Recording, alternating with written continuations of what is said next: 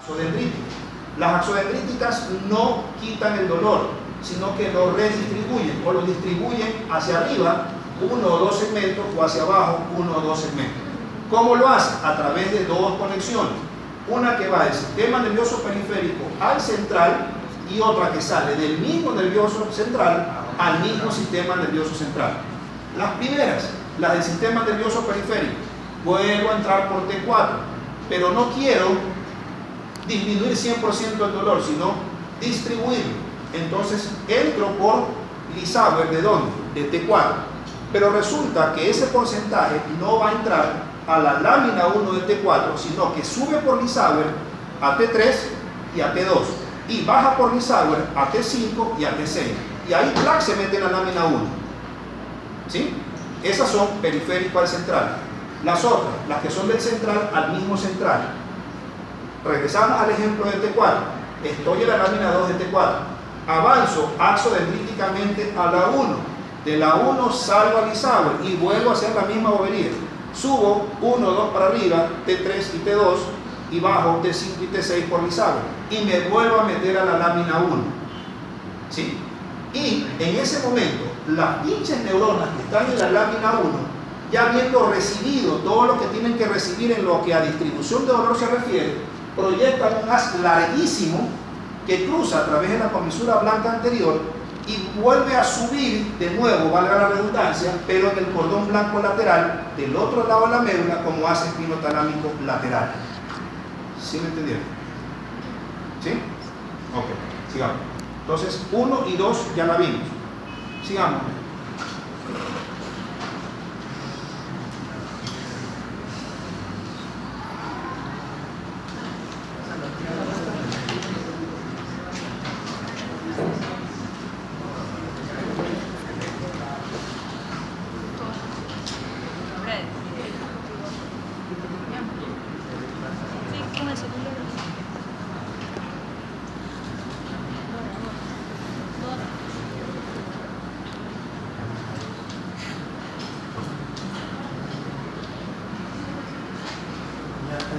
La lámina 4 se extiende a lo ancho del asta posterior.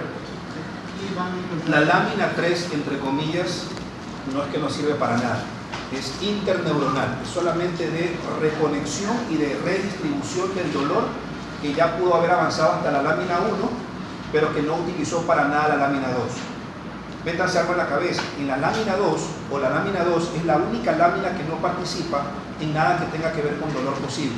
Hay muchos textos de medicina, textos incluso actuales, que siguen manteniendo la errónea, súper errónea idea de que la lámina 2 participa en la confección o en la fabricación o en la formación del haz espinotalámico lateral. En realidad la lámina 2 no participa en nada de nada.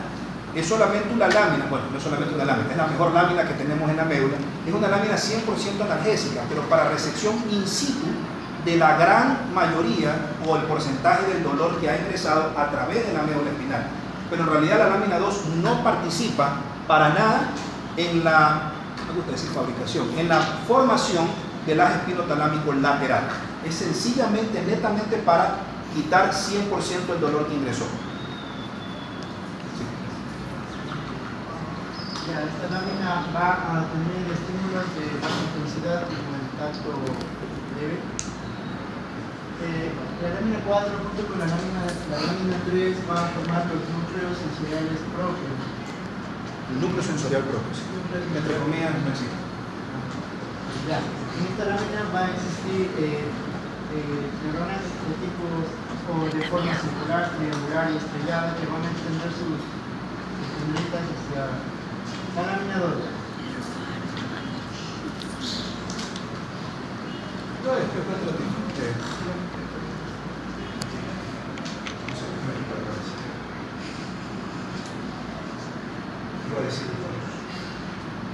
Hay un gráfico antes de esto. Utilizamos eso lo que sacaron de algún libro de neurología.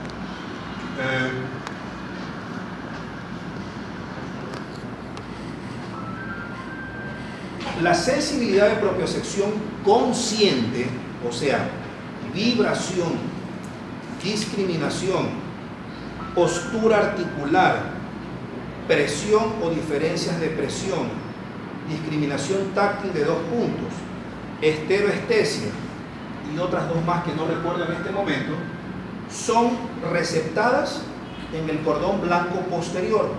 Por lo tanto, no ingresan, con una honrosísima excepción, a través de las astas posteriores.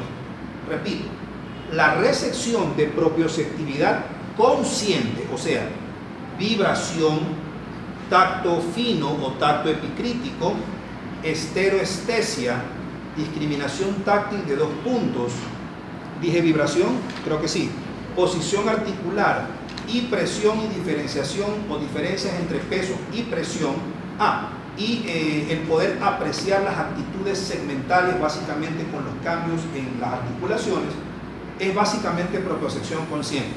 La propiocepción consciente no utiliza a las astas posteriores y por lo tanto no utiliza a las láminas de Reset para ingresar en el sistema nervioso central, sino que lo hacen directamente desde el ganglio de la raíz dorsal hasta acá y manda una fibra que junto con la fibra de dolor ingresa a la médula, pero no trasciende en el interior de las astas posteriores.